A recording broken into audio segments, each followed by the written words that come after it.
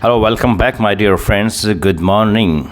Today I'm going to share with you some of the idioms, and these are, and as we know that the idioms are a very essential part of our quality English stuff. Whatever we are going to really speak up, and when we incorporate idioms or phrases in our communication skill, it raises the quality of our communication, so they become so essential part of our communication when we want to really leverage our communication skill to that level where people find themselves fascinated by our communication skill, isn't it? So today I'm going to share with you some of the idioms, and I'm going to also tell you the meaning of these idioms and how we are going to use these idioms in our sentences. I will try my best to construct a few sentences about them, definitely.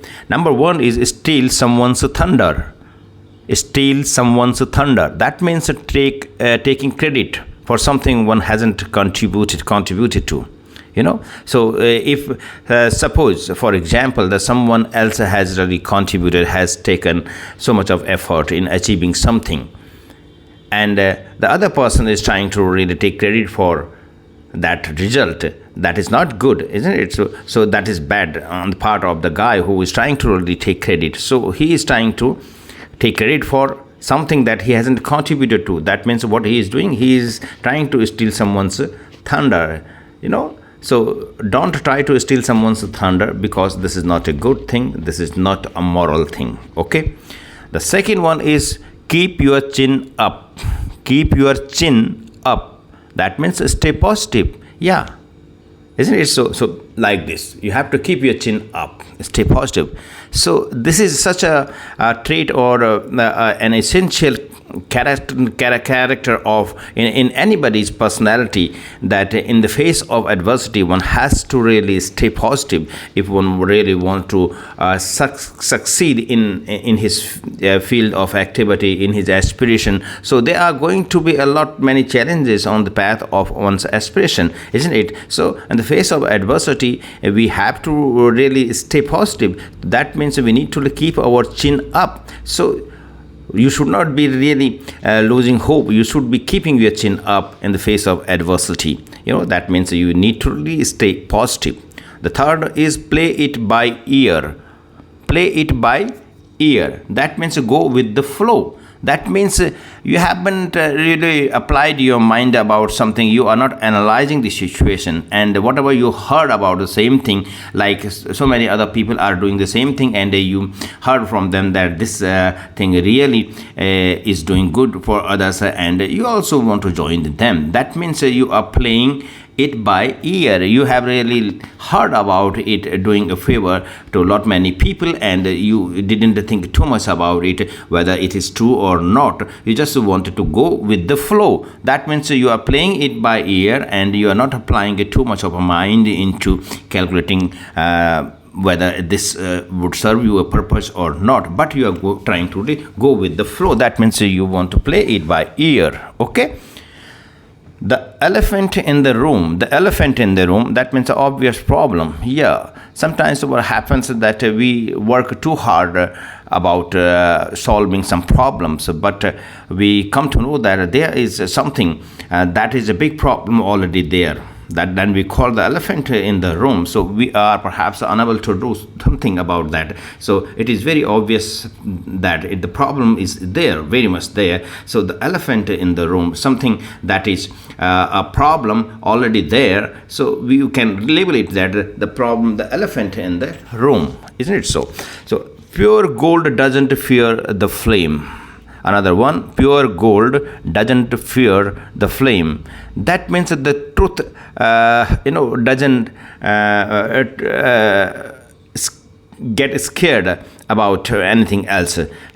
So that is how the pure gold doesn't fear the flame. That means the pure gold is completely comfortable, being in the flame itself. That means the truth is standing sturdy and firm. It is not feeling any kind of intimidation or fear about it, because the truth knows that it is nothing going to really harm it, because it is the truth.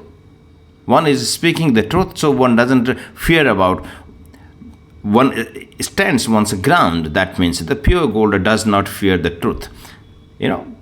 The second, another one is the don't turn your back on me. Don't turn your back on me. That means please don't look away from me. And when it is expected that someone would help you and someone is really turning back on you, that means one doesn't want to really help you. So you are requesting the person, perhaps like your friend, someone is out there and you are very expectant of his help, but in the nick of the time when you needed your friend's help the most, he turned his back on you. That means that is what I mean. One is not going to really help someone. One is turning one's back on someone. That means one is not willing to help that person. So don't turn your back on me. That is what it means.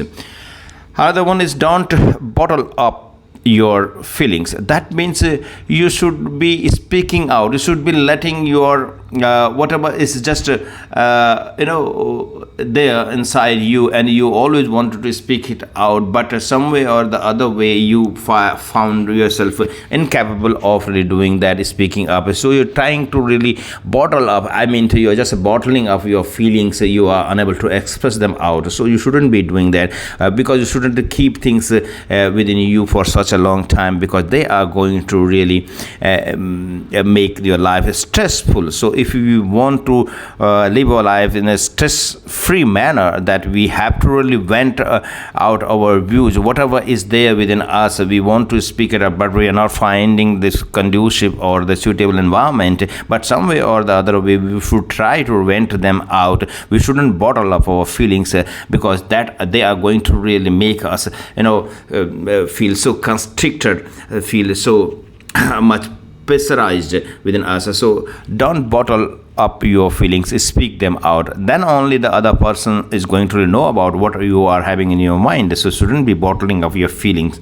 Okay, why are you crossed with me? Another one, why are you crossed with me? That means why are you displeased with me? If someone is crossed with you, that means one is angry with you, one is displeased with you.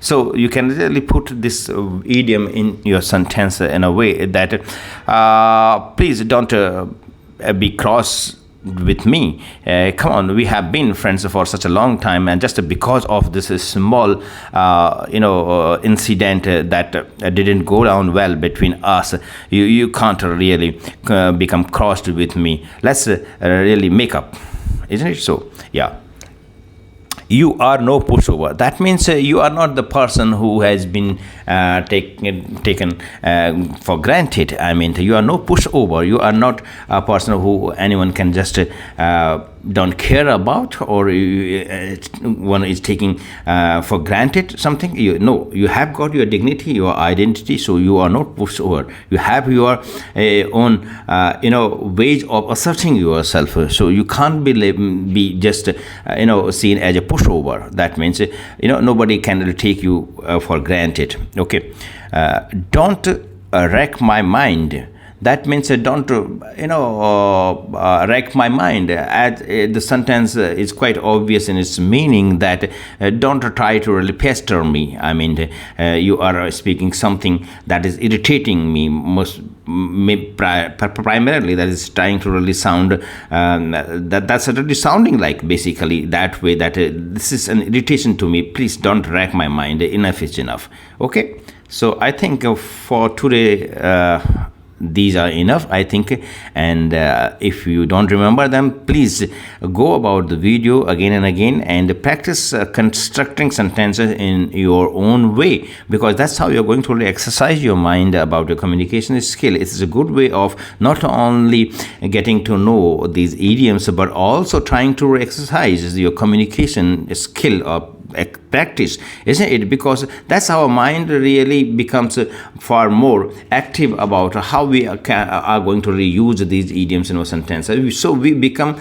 our own self. We are making customized sentences. So it is a peculiarity individual about individual people, that how they want to really put forward a sentence or construct or articulate a sentence, utilizing or using these very idioms in one's sentences. So this is how the more we are going to really struggle out, the more we are going to really become better tomorrow. So struggling is not to be looked down or not to be really avoided.